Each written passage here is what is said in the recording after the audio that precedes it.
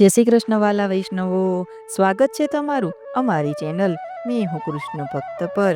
જો તમે આ ચેનલ પર નવા છો તો ચેનલને સબસ્ક્રાઇબ કરી લેજો, બેલ આઇકોનને પ્રેસ કરી લેજો, જેથી તમને આપણા સનાતન ધર્મની વિશેષ માહિતીઓ અવારનવાર મળતી રહે। આજે આપણે કામધેનુના પૂજનનો દિવસ બોળ ચોથની કથા વાર્તા લઈશું। આપણા હિન્દુ ધર્મમાં ગાયોની પૂજાનું વિશેષ મહત્વ છે। આપણે ગાય માતાને વંદન કરીએ છીએ, તેની પૂજા કરીએ છીએ।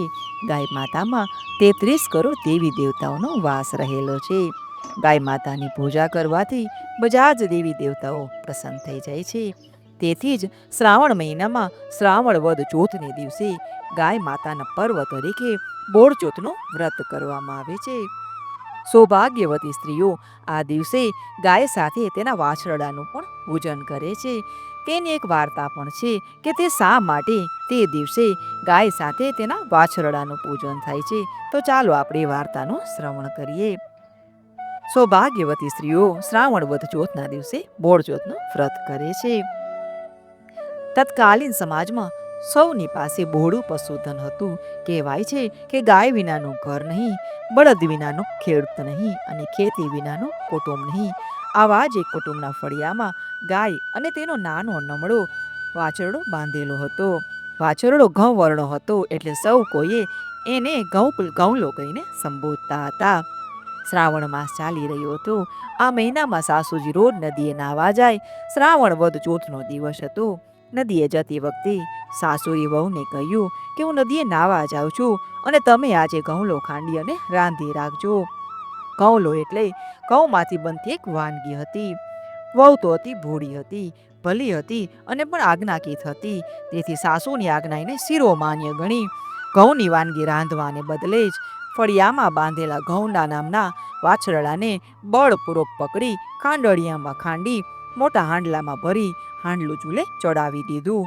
પુત્ર વધુએ ઘઉંલો રાંધી નાખ્યો।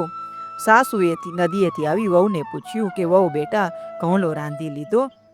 ત્યારે વહુએ કહ્યું, હા બા, પણ ઘઉંલાના તો બહુ તોફાન, બરાડા અને ઉધામાંથી હું તો થાકી ગઈ। કાપ્યો કપાય નહીં અને ખાંડ્યો ખંડાય નહીં, બસ ભાંભરણા જ નાખ્યા કરે। તોય જેમ તેમ કરી કાપી કૂપી અને મેં રાંધી નાખ્યો। પુત્ર વધુના શબ્દો સાંભળી અને સાસુ તો અવાચક જ બની ગયા। સાસુની આંખમાંથી તો શ્રાવણ અને ભાદરવો વરસી રહ્યા। સ્વસ્થ થઈ સાસુએ ઠપકો આપતા કહ્યું કે વહુ, તું આ શું બોલે છે? આજે તો બોળ ચોથ છે, અને હમણાં જ વાછરડાની પૂજા કરવા માટે આડોશી પાડોશીની સ્ત્રીઓ હમણાં આવશે। તે તો આજે ભારે કરી। સાસુએ વહુને માથે પેલું હાંડલું ઉપાડી ઘરની પછવાડે વાડામાં ઉકરડો હતો ને તેમાં દાટી દીધું। સાસુ અને વહુ તો જાણે કંઈ જ બન્યું નથી ને તેમ બારણું બંધ કરી અને ચૂપચાપ બેસી ગયા।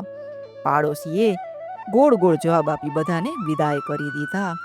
ગોધૂલીનો સમય થયો। ગાય તો વાડામાં ચરવા ગઈ હતી અને તે ઘરે આવીને એથી જ વાછરડો ન જોવાને કારણે તે ભાંભરવા લાગી। આ જોઈ સાસુ અને વહુ તો થરથર ધ્રુજવા લાગ્યા। ત્યારે ગાય તો સીધી વાડામાં ગઈ અને ઉકરડામાં હાંડલું દાટ્યું હતું ને ત્યાં જઈ શિંગડા ભરાવી હાંડલું ફોડી નાખ્યું। હાંડલું ફૂટતાની સાથે જ ઘઉંલો તો સજીવન થઈ ચારેય પગે કૂદકો મારી અને બહાર નીકળી આવ્યો, અને હાંડલાનો કાટલો ગાયના ગળામાં પોરોવાયેલો જ રહી ગયો। સાસુ અને વહુએ તો આ જોયું તો સાસુઓએ ઝટપટ હાંડલો ફોડી નાખ્યો અને હાંડલાને બદલે ફૂલનો હાર પહેરાવી દીધો। થોડી વાર પછી ગાય અને વાછરડો આવતા હશે એમ માનીને આજુબાજુના બધા જ પાડોશીઓ ગાય વાછરડાને પૂજવા આવી પહોંચ્યા, અને સૌ કોઈએ ગાય અને વાછરડાનું વિધિપૂર્વક પૂજન કર્યું। તેથી જ આ દિવસે સૌએ વ્રત લીધું કે હે ગાય માતા, સત તમારું અને વ્રત અમારું। શ્રાવણ વદ ચોથ એટલે કે બોળ ચોથના દિવસે સર્વે બહેનોએ પ્રતિજ્ઞા લીધી કે આ દિવસે અમે ખાંડશું કે દળશું નહીં, અને છરી અને ચપ્પુથી છોલશું પણ નહીં, શાકભાજી પણ સુધારશું નહીં, કંઈ પણ કાપશું નહીં, સીવશું નહીં। આ દિવસે ઘઉંનો ઉપયોગ પણ કરશું નહીં, એટલે કે ઘઉંમાંથી બનાવેલી કોઈ પણ વાનગી અંગીકાર પણ કરશું નહીં, અને તે દિવસે ગૌ માતાનું પૂજન કરશું, કારણ કે ગૌ સેવા એ જ દેવ સેવા છે। ગાય એ શક્તિ સ્વરૂપા છે, અને તેમની અંદર બધા જ દેવતાઓનો વાસ છે। પૃથ્વી પરની આ કામધેનુને આપણા કોટી કોટી પ્રણામ। તો વાલા વૈષ્ણવો, આપણે પણ બોળચોથનું વ્રત કરીએ અને ગાય માતાના આશીર્વાદ મેળવીએ.